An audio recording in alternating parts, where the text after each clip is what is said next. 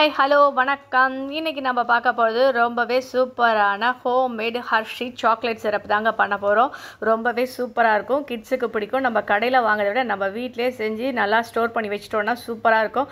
கிட்டத்தட்ட 2 மாதத்துக்கு நல்லாயிருக்கும். நல்லா இது எப்படி செய்கிறதுன்னு பார்க்கலாம் வாங்க. தனியாக ஒரு பவுல் எடுத்துக்கோங்க. அந்த பவுலில் வந்து 6 டேபிள் ஸ்பூன் போல் சர்க்கரை, 4 டீஸ்பூன் கொக்கோ பவுடர்,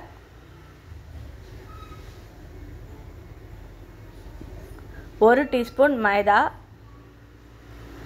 இதை எல்லாத்தையும் நல்லா மிக்ஸ் பண்ணி வச்சுருங்க. இதை ஓரமாக வச்சிடலாம். நம்ம இன்னொரு பாத்திரத்தில் எடுத்துக்கலாம். இதில் தான் வந்து நம்ம ஹர்ஷி சிரப் செய்யறதுக்கு பால் ஊற்றிருக்கேன். 1/2 கப்பு போல் பால் ஊற்றிருக்கேன். இதுதான் நம்ம இந்த கப்பை வந்து நம்ம அடுப்பில் வச்சு இது பண்ணணும். 1 டேபிள் ஸ்பூன் பட்டர் சேர்த்துருக்கேன். நல்லா எல்லாத்தையும் மிக்ஸ் பண்ணிவிட்டு இப்போ நம்ம எடுத்து வச்சுருக்க அந்த கொக்கோ பவுடர் மிக்ஸை வந்து இதில் நல்லா கலக்கணும்.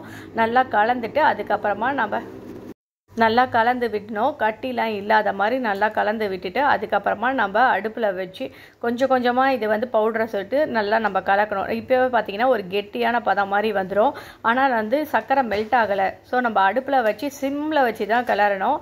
ரொம்பவும் ஹையில் வச்சிடக்கூடாது. ஹையில் வச்சிங்கன்னா டக்குன்னு கெட்டியாகிடும். ஏன்னா நம்ம மைதாலாம் போட்டிருக்கோம். அதனால் இப்போ பாருங்கள், இது பட்டரு கெட்டியாக இல்லை, பட்டர் தான் வந்து இதுவாக இருக்குது.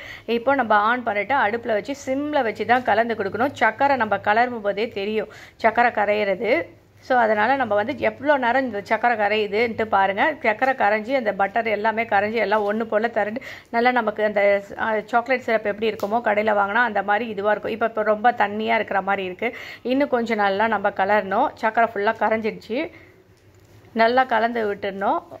கிட்டத்தட்ட ஒரு 10-15 நிமிஷத்துக்குள்ளே ரெடி ஆகிடும். பாருங்கள், நல்ல பபிள்ஸ் வந்து நல்லா நமக்கு வரும்போது நம்ம ஆஃப் பண்ணிடலாம். இப்போ திக்கான மாதிரி ஆகிடுது.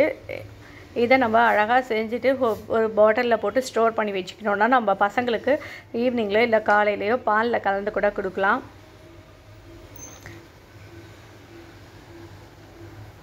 நல்லா கொஞ்சம் திக்காகிடுச்சு. பாருங்கள், சைட்லெல்லாம் வந்து பபிள்ஸ் வர ஆரம்பிச்சிருக்கு.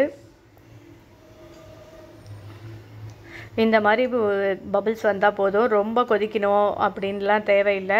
சைடில் நம்ம அந்த பபிள்ஸ்லாம் வர ஆரம்பிக்கும் போதே நல்லா கெட்டியாகிடும். இப்போ நம்ம இதை ஆஃப் பண்ணி எடுத்து வச்சாச்சு. கொஞ்சம் ஆறுனதுக்கப்புறமா நான் இந்த மாதிரி ஒரு கண்ணாடி பாட்டிலில் ஸ்டோர் பண்ணி வச்சுருக்கேன். இந்த பாட்டிலில் ஊற்றி வச்சுட்டும் மீதியும் எக்ஸ்ட்ராவும் கொஞ்சம் இருக்குது. இதை வந்து நான் சில்லுன்ற பாலில் 1 டேபிள் ஸ்பூன் போல் இப்போ நம்ம செஞ்சு வச்சுருக்க சாக்லேட் சிரப் தான் சேர்த்துருக்கேன். செம்மையாக சூப்பராக இருக்குது. கண்டிப்பாக செஞ்சு பாருங்கள். உங்கள் கிட்ஸுக்கும் ரொம்ப பிடிக்கும். செஞ்சு பார்த்துட்டு எப்படி இருக்குன்னு கமெண்ட் பண்ணுங்கள். அதுக்கு முன்னாடி சேனலை சப்ஸ்கிரைப் பண்ணுங்கள், லைக் பண்ணுங்கள், ஷேர் பண்ணுங்கள்.